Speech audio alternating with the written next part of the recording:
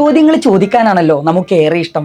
എന്നാൽ നമ്മൾ എഴുതുമ്പോൾ സ്ഥിരമായി ഉപയോഗിക്കുന്ന ഈ ചോദ്യചിഹ്നം എങ്ങനെയാണ് ഉണ്ടായതെന്ന് എപ്പോഴെങ്കിലും ചിന്തിച്ചിട്ടുണ്ടോ? ഒരു കൊളുത്തുപോലെ തോന്നിപ്പിക്കുന്ന ഈ അടയാളത്തിന് പിന്നിൽ നൂറ്റാണ്ടുകൾ പഴക്കമുള്ള രസകരമായ ഒരു ചരിത്രമുണ്ട്. സമയത്തിൻ്റെ മാന്ത്രികത പോലെ തന്നെ കൗതുകകരമായ ഈ ചിഹ്നത്തിൻ്റെ കഥയറിയാൻ എക്സ്പ്ലെയിൻ വൈയുടെ പുതിയ എപ്പിസോഡിലേക്ക് ഏവർക്കും സ്വാഗതം. വീഡിയോയിലേക്ക് കടക്കുന്നതിന് മുമ്പ് കഴിഞ്ഞ ദിവസത്തെ ചോദ്യത്തിനുള്ള ഉത്തരം താഴെ കമൻറ്റ് ബോക്സിൽ നൽകിയിട്ടുണ്ട്. അത് പരിശോധിക്കാൻ മറക്കല്ലേ. നമ്മൾ ഇന്ന് കാണുന്ന ചോദ്യചിഹ്നം ലാറ്റിൻ ഭാഷയിൽ നിന്നും ഉത്ഭവിച്ചതാണെന്നാണ് ഭൂരിഭാഗം ചരിത്രകാരന്മാരും വിശ്വസിക്കുന്നത്. പണ്ട് കാലത്ത് ലാറ്റിൻ ഭാഷയിൽ ഒരു ചോദ്യം എഴുതി കഴിഞ്ഞാൽ അത് ചോദ്യമാണെന്ന് മനസ്സിലാക്കാൻ വരിയുടെ അവസാനത്തിൽ ക്വസ്റ്റ്യോ എന്ന വാക്ക് എഴുതുമായിരുന്നു.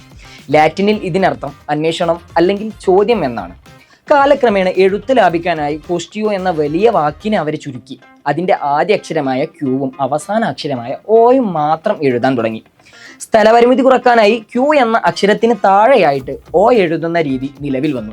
വർഷങ്ങൾ കടന്നുപോയപ്പോൾ വേഗത്തിൽ എഴുതുന്നതിൻ്റെ ഭാഗമായിട്ട് മുകളിലുണ്ടായിരുന്ന ക്യൂ ഒരു കൊളുത്തുപോലെയും താഴെയുണ്ടായിരുന്ന ഓ ഒരു ചെറിയ ബിന്ദുവായിട്ടും മാറി.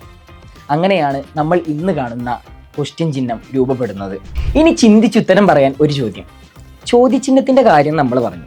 എന്നാൽ ആശ്ചര്യചിഹ്നം അഥവാ എക്സ്പ്ലനേഷൻ മാർക്ക് എങ്ങനെയാണ് ഉണ്ടായതെന്ന് നിങ്ങൾക്കറിയാമോ? നിങ്ങളുടെ ഉത്തരം താഴെ കമൻറ്റ് ചെയ്യൂ.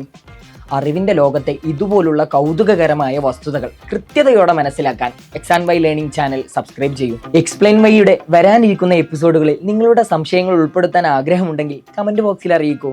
മറ്റൊരു വിഷയവുമായി അടുത്ത എപ്പിസോഡിൽ വീണ്ടും കാണാം. താങ്ക്